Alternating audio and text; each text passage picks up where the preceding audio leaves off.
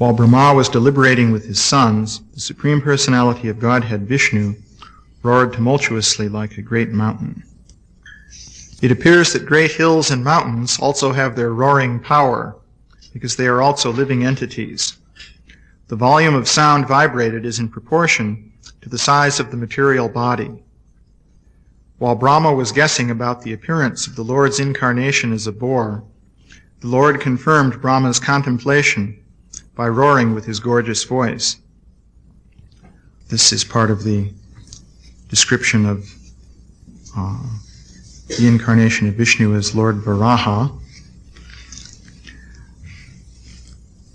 Here we have the statement by Srila Prabhupada that hills and mountains can roar because they are living entities, which is an interesting idea. Actually, in, you might say, world folklore, the idea of mountains that are personalities is definitely there. You find that in different literary works. As I recall, in Tolkien's Lord of the Rings, that also came up. That was a fictional book based on old European folklore. So he also had mountains that were conscious living entities. In fact, if you tried to climb a certain mountain, it would bring down avalanches on you because it didn't like to be climbed and things like that. In any case, here we have a reference to hills and mountains as living entities. In fact, there used to be flying mountains, and it is said that Lord Indra would cut off the wings of certain flying mountains, and they would come crashing down to the earth where they would remain as large dead bodies. That's stated somewhere else here. So this sounds rather remarkable.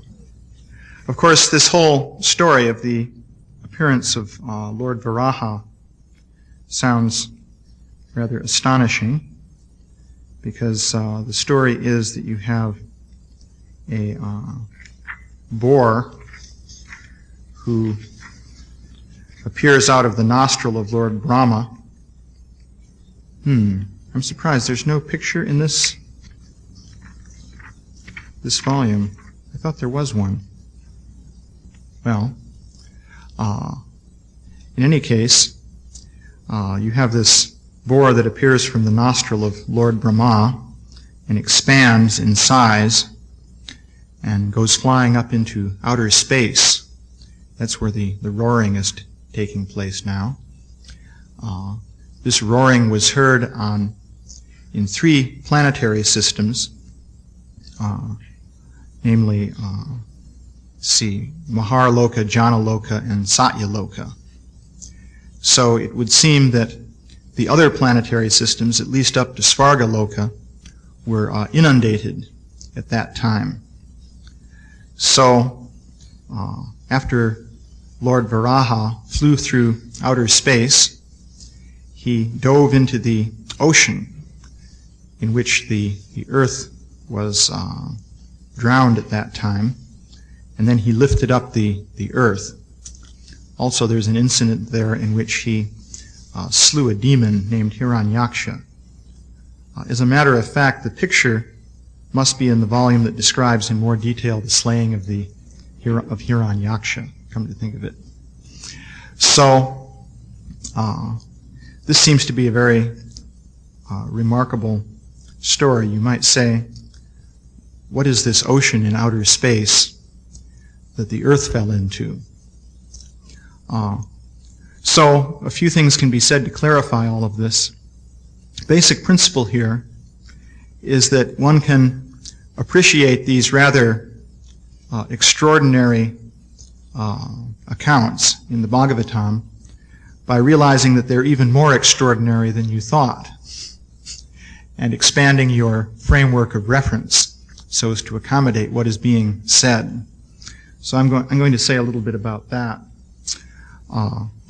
I should mention, by the way, it's pointed out that in one of the purports later on here that there are 2 stories of the boar incarnation, and Srila Jiva Goswami suggested that in the passages we're reading here, those two stories were amalgamated together into one by Maitreya Muni.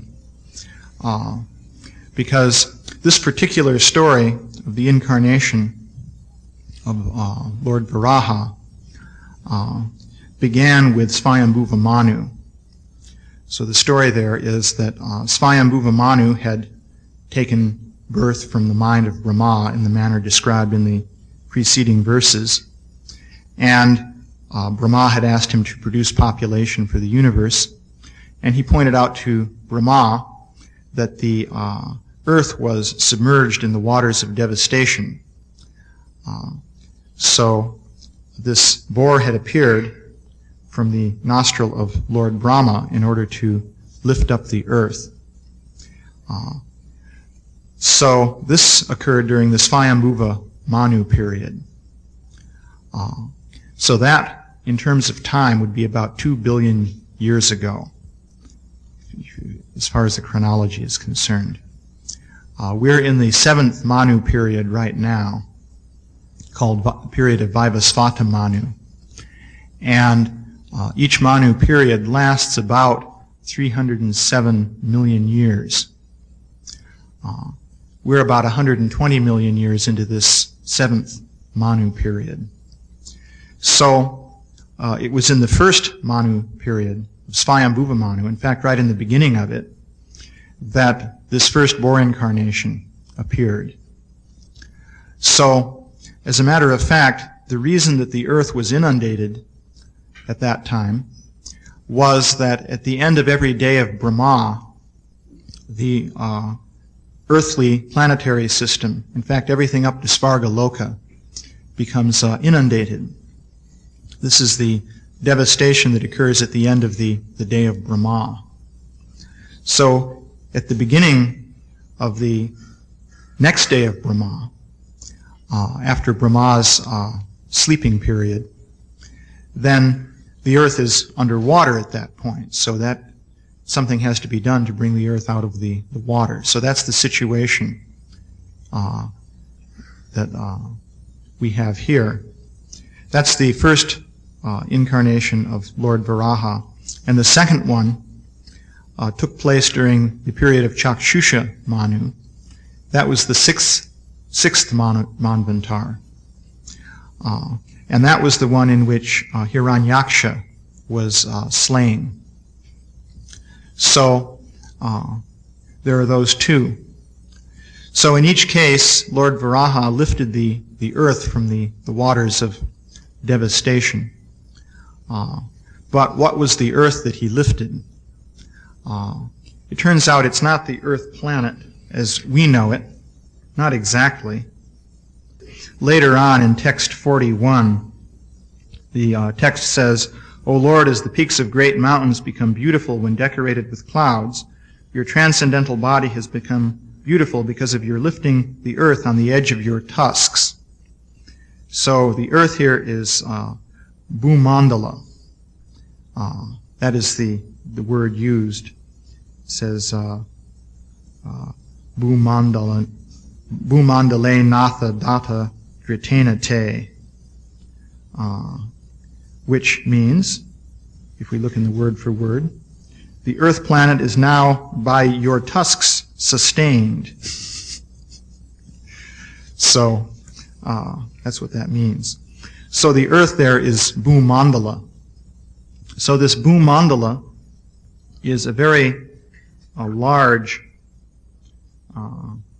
structure which is flat and is 4 billion miles in diameter. That is the description in the 5th canto of Srimad Bhagavatam of what Bhu-mandala is. And that is what Lord Varaha lifted. So, I thought I would make another reference here to this indication. There's a purport by Srila Vishwanath Chakravarti Thakur, which Srila Prabhupada cites in his purport to text 38 in the 20th chapter of the 5th canto. So that text says that learned scholars who are free from mistakes, illusions, and propensities to cheat have thus described the planetary systems in their particular symptoms, measurements, and locations. With great deliberation, they have established the truth that the distance between Sumeru and the mountain known as Loka Loka is 1/4 the diameter of the universe, or in other words, 125 million yojanas, or 1 billion miles. So that's the verse. So, as I say, I'm giving this as background. You can try to assimilate this if you're new to it, for understanding also what's happening with Lord Varaha. Srila Prabhupada points out that Srila Vishwanath Chakravarti Thakur has given accurate astronomical information about the location of Loka Loka mountain, the movements of the sun globe, and the distance between the sun and the circumference of the universe. But he doesn't translate this. He gives a passage of Sanskrit here in the Bhagavatam, which I had translated, using the method of having 3 different people translate it and comparing the results. So anyway, it gives an interesting description. Well, I don't know if I should go through all the details of this. In one sense I should, so you can see what kinds of details there are. So here's the translation. This block of Sanskrit starts out Sa tu loka lokas tu bhugolokasya tu sambandanda golakasyeti arta, and it goes on and on. So the translation was the expression Satu stands for Loka Loka mountain, which is the subject of the verse. Bhugolasya means of the egg-like sphere of the universe. And then it says, like the sun, the earth is also midway between 2 egg-like hemispheres. Like the space sphere, which is Ka Gola, Ka is ether, the earth sphere measures 500 million yojanas. Turiya Bhaga means that 1/4 of this, or 125 million yojanas, is the radius of Loka Loka mountain. So I'll describe what the picture is that is here. Imagine 2 hemispheres and a plane slicing between the 2 hemispheres. That plane is Bhu-mandala, and it's described here that that's 500 million yojanas in diameter. So the sphere is this Bhugola, which is the universal sphere. It's the sphere of the inside shell of the universe. That's the sphere that's involved.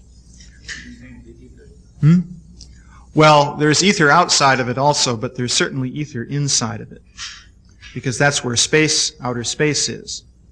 So Ka Gola, the ether sphere, would be all the ether of space out to this sphere of the universe. So that, of course, has the same diameter, because the ether goes right out to the sphere of the universe. How about that hemisphere, the plane, is that the sphere of the universe, or that's just one part of the sphere? Well, there's more, but we can only mention things step by step. So there's a sphere, which you can think of as having 2 hemispheres, and a plane slicing between those 2 hemispheres. That gives you a circle. That circular disc cut out of that plane is Bhu-mandala. Now that's what Lord Varaha lifted. But what did he lift it from? So anyway, we should understand these things because Lord Varaha is Vishnu. So we're supposed to understand all these things. That's why they're there in the Bhagavatam. So, in any case, Vishwanath Chakravarti Thakur corrects this verse in the Bhagavatam, and he says the earth should be known, however, as extending 496,600,000 yojanas in diameter. So he gives a whole series of calculations. Now, in the center of Bhu-mandala, there's Mount Meru. And there's a series of different structures going out from Mount Meru that have different radii. So Vishwanath Chakravarti Thakur adds up all the radii of all these different structures. So one of them is from the middle of Mount Sumeru to the middle of Manasotara mountain is 15,750,000 yojanas. So then there's a whole series of different distances that he gives here. So it comes up to a distance of this 496 million and so forth, which is a little bit less than the radius of the sphere of the earth. So the final conclusion that he gives is, thus a gap of 1,700,000 yojanas exists in all directions between the earth and the inner sphere of the universal egg, which, by the way, is called Andagola, which means egg sphere. Due to this gap, it is meaningful for the earth to be supported by Lord Sheshanaga and to be held steady by the elephants of the four directions. But if the earth were 500 million yojanas across, then it would contact the universal egg sphere on all sides, and this would be meaningless. The sudden immersion of the earth in the Chakshusha Manu epic and its lifting by Lord Varaha should also be difficult to explain. This and other difficulties should be considered. This is the statement by Vishwanath Chakravarti Thakur. So what he's saying here then, if you can see this picture, you have the sphere. The disk, which is Bhu-mandala, has a slightly smaller diameter than the sphere. So if it went out and touched the sphere, then how could it fall down? It couldn't. But it can fall down because there's a gap of 1,700,000 yojanas all the way around. So this makes it possible for the earth then to be movable. And Vishwanath Chakravarti Thakur is saying that makes it meaningful that Sheshanaga should have to hold it up, and also that the four elephants should make it steady. Because if it were just rigidly bolted onto the outer shell, then what would be the point in that? So, in any case, that's the earth that was lifted by Vishwanath, by Lord Varaha. So, then, more information. Let's see. I thought this was interesting to refer to the Matsya avatar. So, because the story here is very similar to the story of Lord Varaha. So, in the case of the Matsya avatar, there was a king, Satyavrata, and he was, I was just looking for, the river Kritamala. This is in the 8th canto. It's in chapter 24. Text 15 is just where I was just looking, if you want to see. But does anyone know where the river Kritamala is? I presume this is a river in India. I don't know. But in any case, there was a king. It must be in southern India because it's in Dravida Desh. I believe that's in southern India. So he was a king there, and he was engaged in some austerities. He was offering water in his palms, sitting by the riverside. This little fish swam into his hand, and he immediately threw it away. Ooh, fish. And the fish spoke to him and said, "Please don't throw me out into this river. There are big fish here in this river, and they'll eat me up." So the king, knowing that he was supposed to be merciful to all the praja, or citizens of the realm, put the fish in a little bowl. So overnight the fish grew until it completely filled the bowl. So it complained to him that, "I don't have enough room here." So let's see, what came next? A larger container. Let's see. Yeah, well, he was put in what was he put in next? Well, there was a series of reservoirs here, basically. The king kept putting the fish into bigger and bigger reservoirs, and the fish kept growing and complaining that it was too small for him. Then the fish put him into a big lake, and immediately the fish grew so much that he couldn't fit within the lake. And I don't know how the king began to manage this now, but he then put the fish into the ocean. And by the next day, of course, when he did that, the fish complained that there were fierce sharks in this ocean, and they'll eat me. But the next day, the fish had grown to several hundred miles in length. And at this point, the king asked the fish, who he was. And the fish revealed, well, actually, the king had figured it out at this point, that this fish was Lord Vishnu.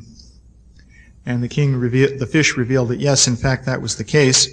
And he told him that this was a pastime of his that he enjoyed during the time of the devastation. He would swim around in the waters of devastation. And that the devastation at the end of the Yuga was about to take place. In fact, this was at the end of the Chakshusha Manu period. And that during this time, a boat would appear, and the king and some sages would ride upon that boat on the waters of devastation. And as it turns out, that did happen. There were tremendous rains and so forth. All the continents became covered over with the ocean. And the boat appeared, and the fish was pulling it. It describes here, let's see, then while the king constantly meditated upon the Supreme Personality of Godhead, a large golden fish appeared in the ocean of inundation. The fish had one horn and was 8 million miles long. Following the instructions formerly given by the Supreme Personality of Godhead, the king anchored the boat to the fish's horn, using the serpent Vasuki as a rope. Thus being satisfied, he began offering prayers to the Lord. So, the interesting feature in the story here is that the fish was 8 million miles long. So, well, yes, there are other interesting features. Let's see. Actually, it says Niyuta Yojana, which would mean, I believe, 1 million yojanas. And Srila Prabhupada is using 8 miles per yojana, so he translates that as 8 million miles. So, 8 million miles is a considerable distance. If you consider that the Earth, as we know it today, is 25,000 miles in circumference going around the equator. So, in that case, imagine a fish 8 million miles long. You would have to wrap around the Earth like string on a ball of twine, basically. Not very much room for swimming. So, what is the solution there? Well, the Earth, once again, is this Bhu-mandala, and that whole Bhu-mandala flooded. Matsya Avatar was swimming in the ocean that had flooded all of Bhu-mandala. And so, since Bhu-mandala is as big, basically, as we, in terms of present scientific understanding, Bhu-mandala really corresponds to the solar system in terms of size. In fact, the distance out to the edge of Bhu-mandala would correspond to 3 times the radius of Saturn, according to modern measurements. That gives you the idea of the size. So, all of that region, basically in a plane, because another interesting feature is the solar system is flat. Right? All the planetary orbits line up basically in a plane. So, that's where Bhu-mandala essentially is. And what is being described here is that is what flooded. So that whole region flooded, and the Matsya Avatar was swimming in that. So that gives some perspective on this pastime of Lord Varaha and also Matsya Avatar.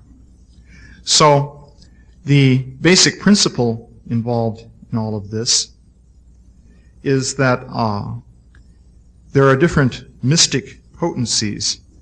And let's see, where's the right volume? I just noted a little bit later on there's the following verse, which is interesting. The translation of this one, this is 3:13:45, is, O Lord, there's no limit to your wonderful activities. Actually, this is in praise then of Lord Varaha by the sages, I believe, on Tapaloka, or one of those upper planetary systems. O Lord, there's no limit to your wonderful activities. Anyone who desires to know the limit of your activities is certainly nonsensical. Everyone in this world is conditioned by the powerful mystic potencies. Please bestow your causeless mercy upon these conditioned souls. So, mystic potencies, bewildered by mystic potencies, in the Sanskrit here, that's yoga mohitam. Moha means bewilderment. So yoga is the mystic power, bewildered by mystic power. So one thing to realize is that there are tremendous mystic potencies involved in the universe. We tend to see things in a certain familiar way because the world that we have direct experience with works according to certain rules. Those who really get into this subject call those rules the laws of physics. And those who study the laws of physics for a while tend to become filled with the conviction that they understand everything. Of course, this is very natural. What time is it, by the way? 20 after. Okay. So, the people who study these laws tend to naturally feel that they understand everything, but these laws are only, you might say, a subset of the total set of laws governing the universe. So these mystic potencies are involved. There are all kinds of worlds that we don't directly perceive, and there are powers involving them. For example, the Mahima city is one of the mystic potencies that is specifically named, and that is what is involved in this story of both Varaha and Matsya, namely this power to expand in size. So the situation of the earth also is something that we don't fully comprehend in terms of our ordinary experience. So just a few observations to put in perspective this pastime of Lord Varaha. Of course, Lord Varaha is Vishnu, so he's quite incomprehensible in terms of his powers and what he can do. But the earth that he lifted is also something beyond our current understanding. Actually, in, you might say, world folklore, the idea of mountains that are personalities is definitely there. You find that in different literary works. As I recall, in Tolkien's Lord of the Rings, that also came up. That was a fictional book based on old European folklore. So he also had mountains that were conscious living entities. In fact, if you tried to climb a certain mountain, it would bring down avalanches on you because it didn't like to be climbed and things like that. In any case, here we have a reference to hills and mountains as living entities. In fact, there used to be flying mountains, and it is said that Lord Indra and expands in size and goes flying up into outer space. That's where the roaring is taking place now. This roaring was heard in 3 planetary systems, namely, Maharloka, Janaloka, and Satyaloka. So it would seem that the other planetary systems, at least up to Svargaloka, were inundated at that time. So after Lord Varaha flew through outer space, he dove into the ocean in which the earth was drowned at that time, and then he lifted up the earth. Also, there's an incident there in which he slew a demon. While Brahma was deliberating with his sons, the Supreme Personality of Godhead, Vishnu, roared tumultuously like a great mountain. It appears that great hills and mountains also have their roaring power, because they are also living entities. The volume of sound vibrated is in proportion to the size of the material body. While Brahma was guessing about the appearance of the Lord's incarnation as a boar, the Lord confirmed Brahma's contemplation by roaring with his gorgeous voice. This is part of the description of the incarnation of Vishnu as Lord Varaha.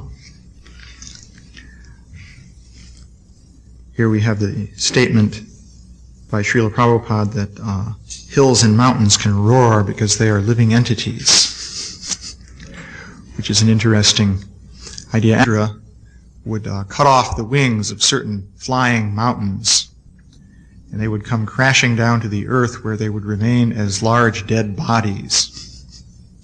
That's stated somewhere else here. So this sounds rather remarkable.